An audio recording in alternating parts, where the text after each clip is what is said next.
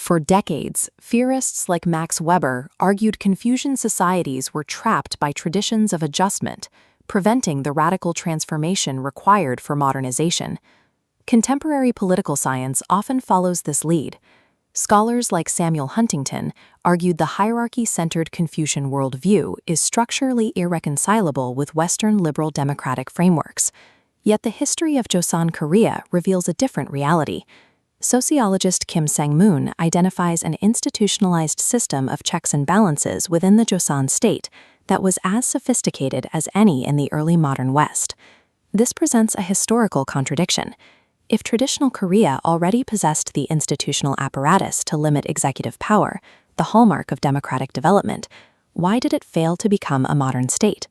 To find the cause of this stagnation, we have to look past Western sociological theory and examine the internal mechanics of the Joseon court. Building a modern state requires a centralized territorial authority. In political theory, this process is known as the Machiavellian puzzle. The first step is empowering a central sovereign. In Europe, a single authority consolidated power into a total state monopoly. Only then was it domesticated. Through constitutional checks, the absolute power of the monarch was gradually made accountable to citizens. Joseon's stability rested on a bureaucracy relentlessly effective at checking executive power, a structural restraint so strong it prevented the centralization required for modernization. This meant a rigid co-government between king and scholar bureaucrats. Backed by an independent moral tradition, they imposed a proto-liberal equilibrium. This perfect balance became a structural trap. By successfully taming the prims, the Joseon state blocked the radical centralization needed to begin transitioning to modernity. Understanding this trap requires a specific definition of rationality. In a Weberian sense, rationality is not a simple calculation of profit and loss. It is a logical consistency that directs human action toward a specific end. Weber used the metaphor of a switchman. If ideas define the destination, ideal interests, the desire for things like moral standing or salvation, are the engine that pushes action along the tracks those ideas have laid. Early Confucianism applied this logic during the transition from the warring states to a unified empire. Philosophers sought to replace primitive, tribal violence with a moral order that aligned the human world with the heavens. This effort created the first rationalization, the sage-king paradigm. In this model, the ruler mediates between heaven and earth, governing through nonviolent moral excellence and ritual propriety. This moralized image of the king was a deliberate construction by Confucian scholars. It stood in contrast to the historical reality of the era, where power was seized through conquest and maintained through the constant threat of violence.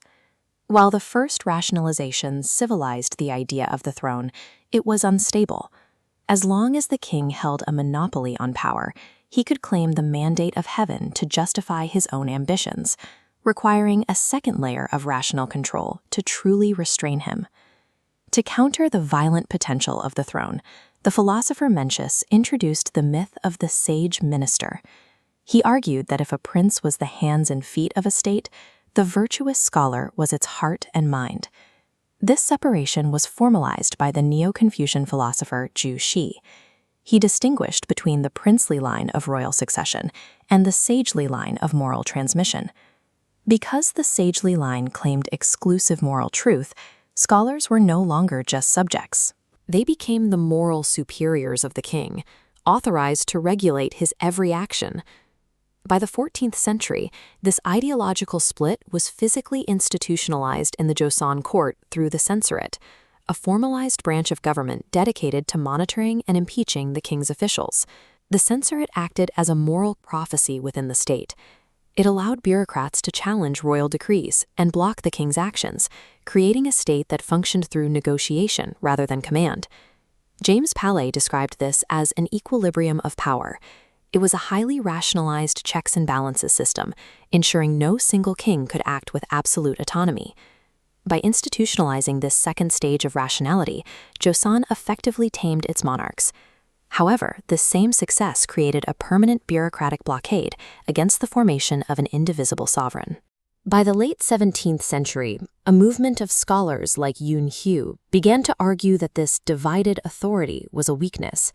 They advocated for an indivisible sovereignty, a single center where the succession of the throne and state authority were one and the same.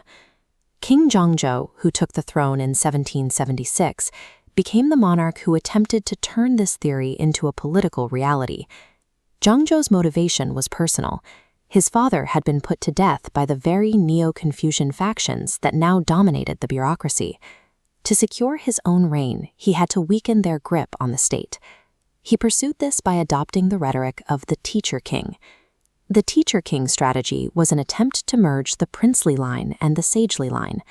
By claiming the role of both ruler and teacher, Jongjo aimed to create a single sovereign center that was above bureaucratic challenge. He established the Choge Munshin program, where he personally re-educated his own bureaucrats. By assuming the position of the supreme scholar, he stripped the bureaucracy of its claim to moral superiority, forcing them to submit to his intellectual and political authority. Jongjo's policies moved the state toward a singular center, attempting to bypass the co-government of the previous centuries and create the undisputed executive power that historically precedes a modern state. In 1800, at the height of his influence, King Jongjo died suddenly. The system he had centralized immediately recoiled. In 1801, Orthodox scholar bureaucrats launched a massive purge of groups supporting the king's absolutist project.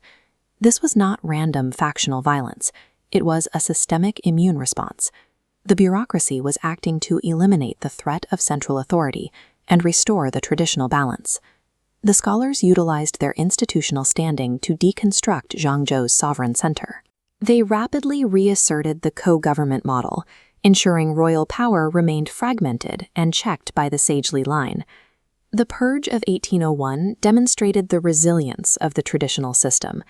The very checks and balances that protected against tyranny also acted as a barrier that prevented the emergence of a modern state.